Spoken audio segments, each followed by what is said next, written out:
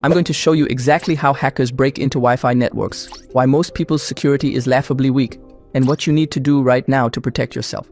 Everything in this video is for educational purposes only. Hacking, accessing, or testing any computer system, network, or device without explicit written permission from the owner is illegal and can result in serious criminal charges. Here's what most people don't understand about Wi-Fi security. When you connect to a wireless network, you're literally broadcasting your data through the air. Anyone within range can intercept it. The only thing protecting you is encryption. And most encryption is either weak, misconfigured, or can be broken with the right techniques. There are four main types of Wi-Fi networks you'll encounter. Open networks with no password at all. WEP encrypted networks, which are ancient and broken. WPA and WPA2 networks, which are what most home routers use. And WPA3, the newest standard that most people haven't upgraded to yet. Each one has different attack methods. Some take seconds to crack, some take hours. Some require social engineering instead of technical attacks. But here's the uncomfortable truth. Almost all of them can be compromised if the attacker knows what they're doing. I'm going to walk through how each attack works, so you understand the threat model and can actually protect yourself. Because if you don't know how the attacks work, you can't defend against them. And if you're learning cybersecurity, understanding Wi-Fi hacking is fundamental. It teaches you about wireless protocols, encryption weaknesses, packet capture, password cracking, and network analysis. These skills apply everywhere. WEP cracking, the ancient vulnerability.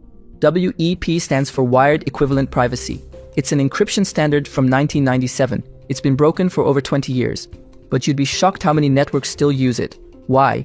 Because people set up their router once and never change the settings. Small businesses buy cheap routers with WEP as the default. Old devices that only support WEP. The reasons don't matter. The result is the same. WEP can be cracked in under 5 minutes. Here's how the attack works. The attacker puts their wireless card into monitor mode. This lets them capture all wireless traffic in the area, not just traffic addressed to them. They use a tool called AeroDump to capture packets from the target WEP network.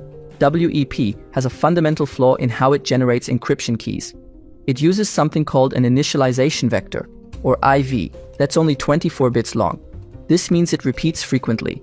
By capturing enough packets with repeated IVs, you can mathematically derive the encryption key. The attack is called IV collection. The attacker needs to capture somewhere between 20,000 to 80,000 packets. On a busy network, this takes maybe 5 minutes. On a quiet network, they can speed it up using packet injection. They send fake traffic to generate more packets to capture. Once they have enough packets, they use a tool called AirCrack to analyze them and extract the WEP key. The math is complicated, but the tools are automated. You literally just run the command and wait. Within minutes, you have the password. I tested this myself on my own WEP network in a lab environment. From start to finish, including setting up the tools, it took 7 minutes to crack a 64-bit WEP key. A 128-bit key took maybe 12 minutes. The key length barely matters because the fundamental algorithm is broken. The defense is simple. Never use WEP ever. If your router only supports WEP, throw it away and buy a new one. They cost $30. If a business is using WEP, tell them they're broadcasting their network password to anyone with basic tools in 5 minutes. If you're learning Wi-Fi hacking, WEP cracking is usually the first attack you'll practice because it's straightforward and works every time. But it's also mostly obsolete because WEP usage is finally dying out. WPA cracking, the real challenge. This is where it gets interesting. WPA and WPA2 are what most home and business networks use. They're significantly stronger than WEP, but they're still crackable if the password is weak. There are two types of WPA attacks, the handshake capture attack and the PMKID attack. Let me walk through both. The handshake capture attack works like this. When a device connects to a WPA network, it performs a 4-way handshake with the router. This handshake contains a hashed version of the Wi-Fi password. If you can capture this handshake, you can run an offline brute force attack against it. Here's the process. The attacker puts their wireless card in monitor mode. They use AeroDump to monitor the target network. They wait for a device to connect, or they force a device to reconnect by sending deauthentication packets. This disconnects the device, which immediately reconnects and performs the handshake again. The attacker captures this handshake. Now they have a file containing the encrypted password hash. They take this file offline and use a tool like Hashcat or AirCrack with a password dictionary.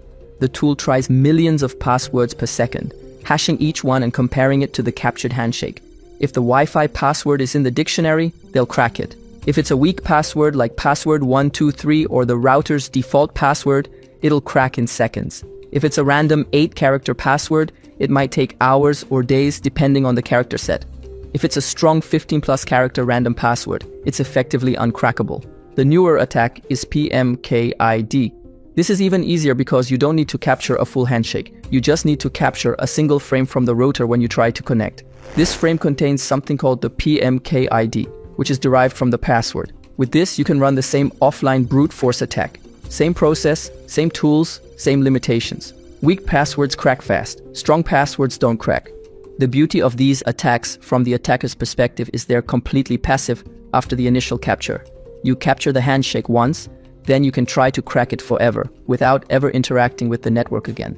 The victim has no idea you're attacking them. The defense is actually simple. Use a strong password. At least 15 characters, mix of uppercase, lowercase, numbers, symbols.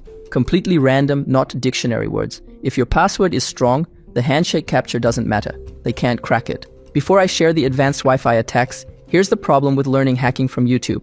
You watch videos, you understand concepts, but when you try it yourself, everything breaks. Tools throw errors, commands fail, you get stuck and have no one to ask. That's exactly why I built the Hacker Academy. The moment you join, you get the Pro Hacker Starter Kit. 70+ pages of battle-tested cheat sheets.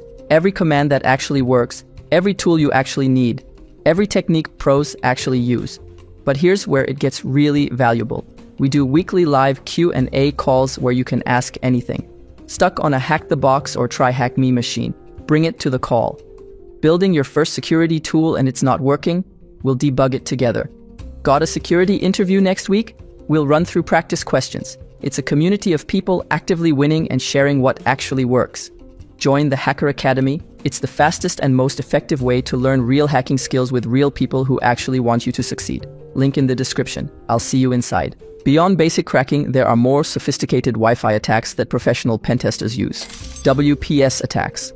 WPS stands for Wi-Fi Protected Setup. It's a feature that lets you connect to a network by pressing a button on the router or entering an 8-digit PIN.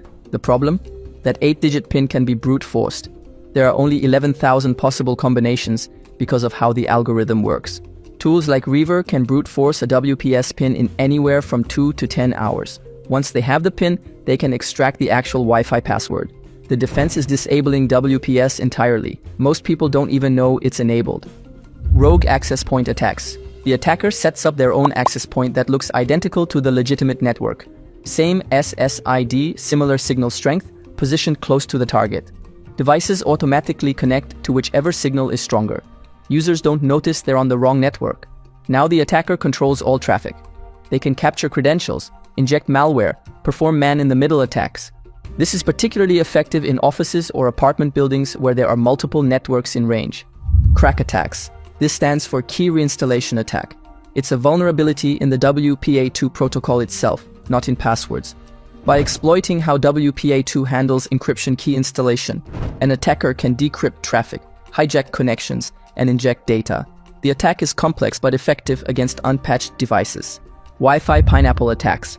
The Wi-Fi pineapple is a physical device designed for penetration testing. It automatically performs evil twin attacks, captures handshakes, runs man-in-the-middle attacks, and logs all traffic. It's a legitimate security tool, but obviously can be used maliciously. The point is, Wi-Fi security is way more complex than most people think. There are protocol vulnerabilities, implementation bugs, configuration weaknesses, and social engineering vectors. A skilled attacker has dozens of techniques. Let's talk about how to actually defend your own networks. For home users, here's what you need to do right now. First, check what encryption your router is using. Log into your router's admin panel. Check the wireless security settings. If it says WEP, change it immediately to WPA2 or WPA3. Second, change your Wi-Fi password to something strong, minimum 15 characters. Don't use dictionary words. Strong passwords defeat handshake cracking attacks. Third, disable WPS. There's usually a setting in the wireless section. Turn it off. You don't need the convenience and it creates a massive vulnerability. Fourth, change your router's admin password. The default admin password is published online for every router model. If someone gets on your network, they can access your router settings and completely own your network. Use a strong, unique password. Fifth, update your router firmware. Check the manufacturer's website for updates. Old firmware has known vulnerabilities. Newer firmware patches them. Sixth, consider hiding your SSID. This won't stop a determined attacker, but it reduces casual attempts. Your network won't show up in the list of available networks.